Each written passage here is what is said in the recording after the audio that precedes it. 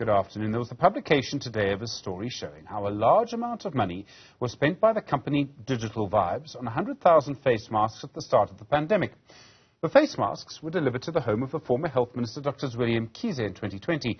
These same face masks were then handed over by the lottery operator iThuba to the Health Department. Through these transactions, money appears to have been laundered through the company Digital Vibes, another company called Spin Wizards, and in the end, some of it ended up with the son of Zweli Mkhize, that's Dedani Mkhize. In other words, it appears that there was money laundering using face masks and a very public donation by iThuba. The person who wrote this story is the Scorpio journalist, Pieter-Louis Myburgh. Pieter-Louis, good afternoon to you. I remember this very public ceremony, iThuba handing over these face masks. Where did these face masks actually come from? Yeah, good afternoon, Stephen. So if we trace the origins of the face mask, it's essentially bought with DOH money, Department of Health money, because Digital Vibes had been paid one of its first tranches in early 2020, 8 million rand tranche, and then they go and buy this almost 6 million rands worth of masks from a company called Tammy Taylor, which, some South Africans who frequent these kind of places would know as a operator of well-known franchises in the upmarket kind of nail salon space. Nevertheless, Tammy Taylor supplied these masks to Digital Vibes using DOH money, but then the masks get delivered to Dr. Mkhize's official residence in Pretoria at that time, and the iThuba essentially then steps in as the donator. So they don't reimburse Digital Vibes for the mask. They pay this entity called Spin Wizards, which, iThuba says is a normal supplier of masks at that period of time, but we've now been able to establish that this entity, Spin Wizards, then funnels all of that money into what really was the alleged money laundering machinery around Digital Vibes, because that money goes to Tahira Martha's entity, Composite Trade and Investments, and Mateta Projects. It's another entity we had previously dealt with in one of our earlier reports in this series, and then, as we reported here, some of this money also then ends up being paid to entities owned by Dedani Mkhize, who, of course, is the son of the then Health Minister Zweli Mkhize. So the company that actually gave the masks to iThuba was paid by iThuba for the masks, but didn't actually pay for the masks themselves. Is that right?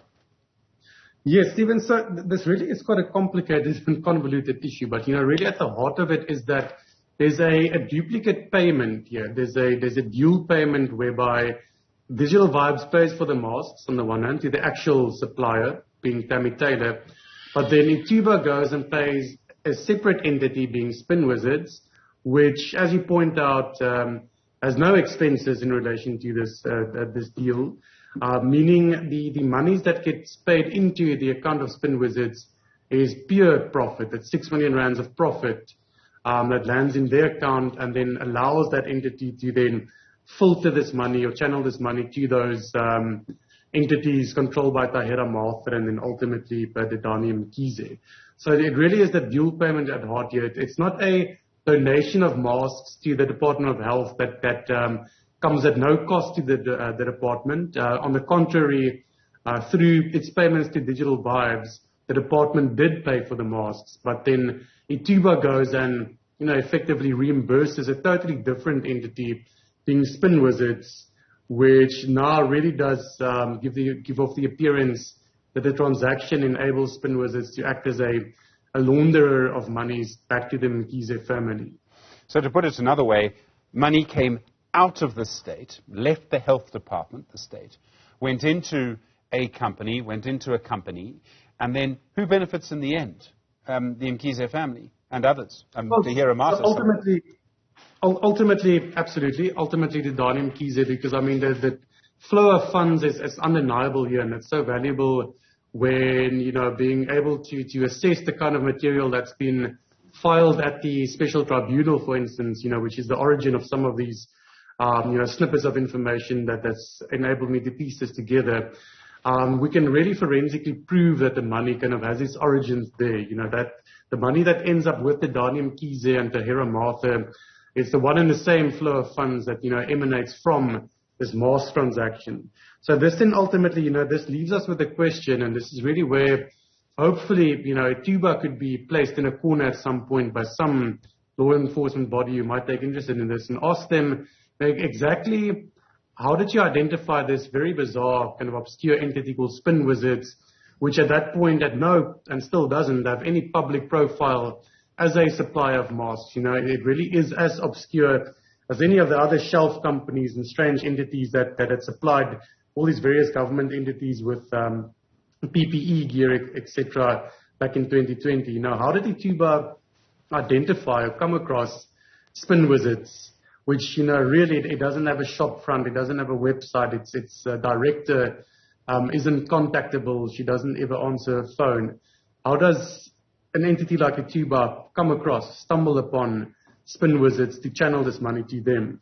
And then one also has to wonder, if this is part of some alleged scheme whereby funds is placed into Spin Wizards' account, using Health as, one of the conduits, what is in it for Health? What did they stand to gain from allegedly partaking in what appears to be a money laundering scheme? It's so bizarre that in the end you also have this big public ceremony, almost as if someone, and perhaps this is a strange strategy, is hiding something from public view in the most public way possible. Stephen, I couldn't help but coming to that kind of conclusion, or at least, entertaining that idea, because Health, in one of its responses to me, they said that if they had anything to hide, they wouldn't have gone through the effort of making it such a public event and broadcasting it on SABC and Newzroom Afrika and, on public television and radio. But perhaps, that's the very point. Maybe something so public would be the last place where curious investigative journalists would go and look. And maybe that was the very idea to hide it in plain sight. So, we're tracing the money. I'm not going to ask how you trace the money. I'm sure you wouldn't be able to tell me. You wouldn't be allowed to tell me. It would be best not to tell me if you could. But could there be other payments? We remember your reporting on the Digital Vibes sort of started all of this, become a huge scandal. There's still an SIU investigation. There's court action around this. As you continue to track the money, could there be more to come? Yeah, so firstly, just quickly, so luckily in this instance, one doesn't have to be too coy as to the material I work with. So the Special Investigating Unit has been filing some additional material and records and financial records at the Special Tribunal in that ongoing pursuit of the Digital Vibes matter. So that's been made available to me, and that certainly played a big role in helping me to piece together all of this. But, to answer that question, definitely, Stephen, I would think that, having seen what I've been, tracing over the last year and a half almost, there certainly is a lot of unanswered questions as to the ultimate destination of some of the funds that flowed from the Digital Vibes deal. And, I would definitely, as somebody who's been tracking the story, would like to use this opportunity to ask the likes of Godfrey Lebeya from the Hawks and Shamila Batoy from the NPA, where are they on this matter? It's a year and 7 months after we first exposed this deal in February 2021.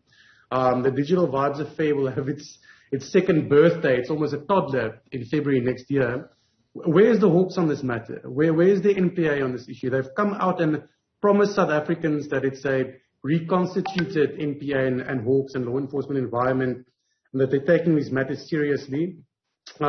I'm not hearing, as a journalist who's been following this matter, of any indications that there's major progress from the Hawks or the NPA. I think they really owe the public an update and some sort of an indication of what's happening specifically with the Digital Vibes matter.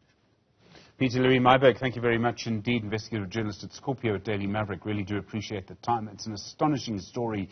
Of course, of the impact of the original reporting by Pieter-Louis Myburgh on the Digital Vibes matter. Well,